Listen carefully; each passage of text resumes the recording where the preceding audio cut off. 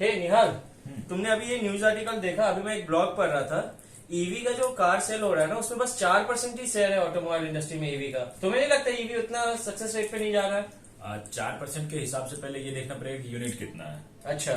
तो 4% जो है वो ईयरली है, और उसका यूनिट अगर निकालेंगे तो वो 50,000 यूनिट है, जिसमें से कि 20 से 25,000 मुझे लगता है टाटा नेक्सॉन ईवी का सेल है।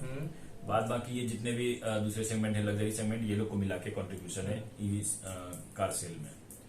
तो उसको फेलियर मानो, या फिर ये भी कर सकते हैं कि अभी एक उभरता हुआ मार्केट है, अभी पोटेंशियल है, कुछ कह नहीं सकते।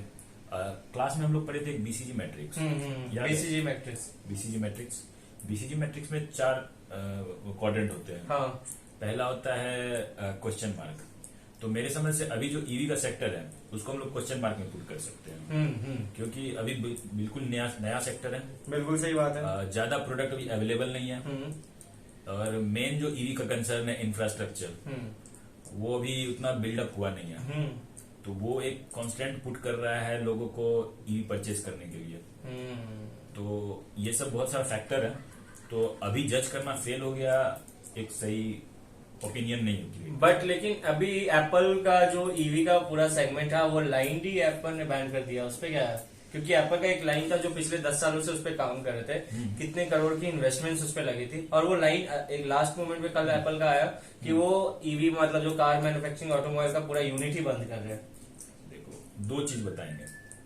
पहला ये है कि एक परसेप्शन बन गया है कि जैसे ईवी को क्यों लाया गया था, कार्बन इमिशन रिड्यूस करने के लिए, ठीक है। पर एक परसेप्शन बन गया है कि क्योंकि इंडिया में ये हो रहा है कि जो पावर जनरेट होता है वो थर्मल एनर्जी से ही हो रहा है, तो कार्बन इमिशन फिर भी हो रहा है। तो ईवी जो इंट्रोड्यूस करा गया उसका जो ऑब्जेक्टिव था वो वैसे ही फेल हो रहा है। तो इसलिए ये देखा जा रहा है, मतलब यहाँ परसेप्शन बनाया जा रहा है कि ईवी सही नहीं है। और यूएस जहाँ पे एप्पल बना मैन्युफैक्चर, मतलब जहाँ पे मैन्युफैक्चरिंग ओरिजिन है एप्पल का, ठीक है, उस कंट्री को अगर देखें तो वहां पे भी मतलब जनरली यही परसेप्शन बन गया है।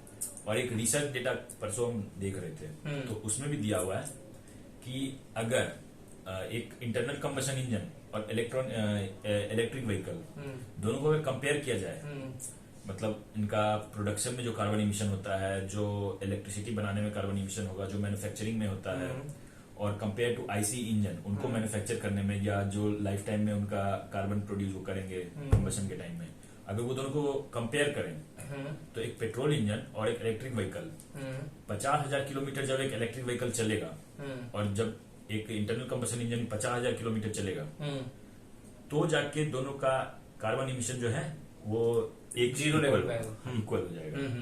और उसके बाद जितना ईवी चलेगा वहां से कार्बन इमिशन जो है एक इंटरनल कंबशन इंजन के कंपेयर में कम होगा। अच्छा। तो ये कांस्टेंट एक बना हुआ है।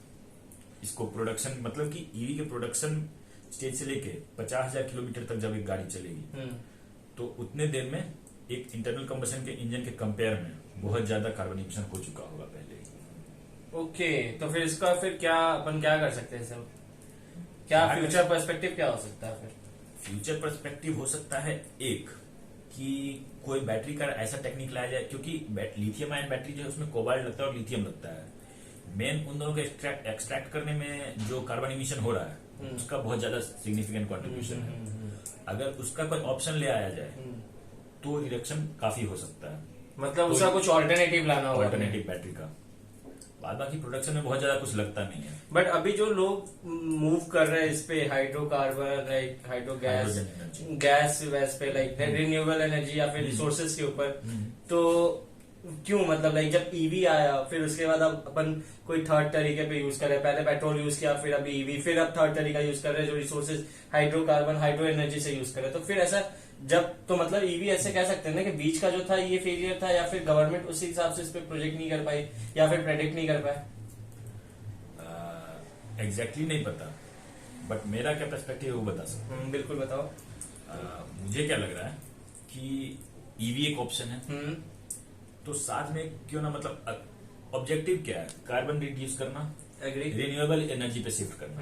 तो अगर हाइड्रोजन हो या फिर इलेक्ट्रिक व्हीकल हो, दोनों एक रिन्यूएबल एनर्जी पे काम करता है।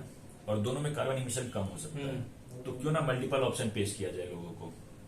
ठीक है, बट उसके लिए रिसोर्सेज भी तो यूटिलाइज हो रहे हैं, इंफ्रास्ट्रक्चर लग रहा है। लाइक अभी हमने अभी ईवी के पहले पेट्रोल के लिए पेट्रोल पंप का सीन एक और चीज था, बताओ।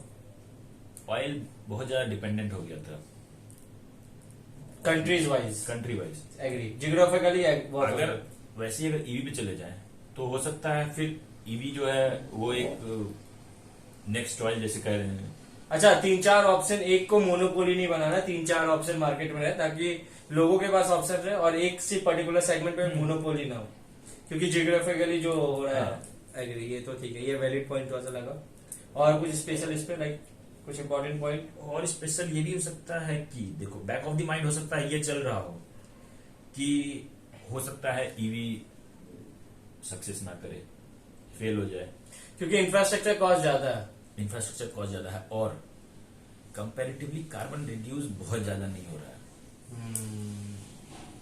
और कंपैरेटिवली कार्बन रिड्यूस करने के लिए जो टेक्नोलॉजी चाहिए या अदर कोई मतलब ऐसा एकदम आउट ऑफ द बॉक्स कुछ पावर का सोर्स आ जाए तो चांस बहुत कम है।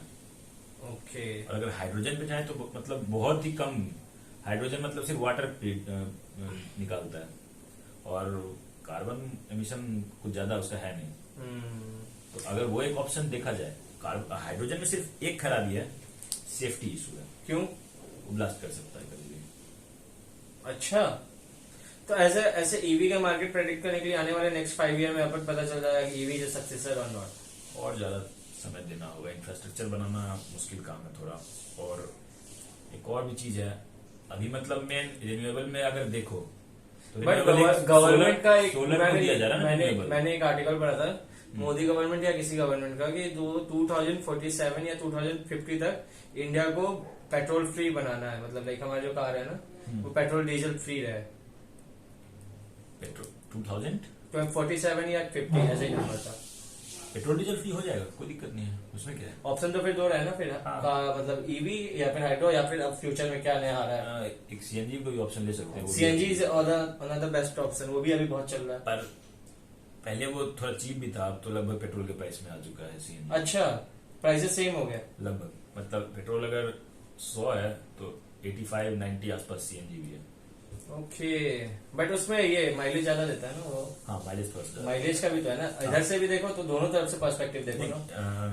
कार्बन इमिशन भी कम है उसका, कार्बन इमिशन भी कम है, माइलेज भी ज्यादा देता है और स्मूथ भी गाड़ी चलता है। ऐसा नहीं है, 3-4 पर्सपेक्टिव से सीएनजी भी अपना, उसका अपना भी एडवांटेज है, ऐसा नहीं है। चलो फिर इस वीडियो को यहीं पे वाइंड अप करते हैं। चलो, थैंक यू।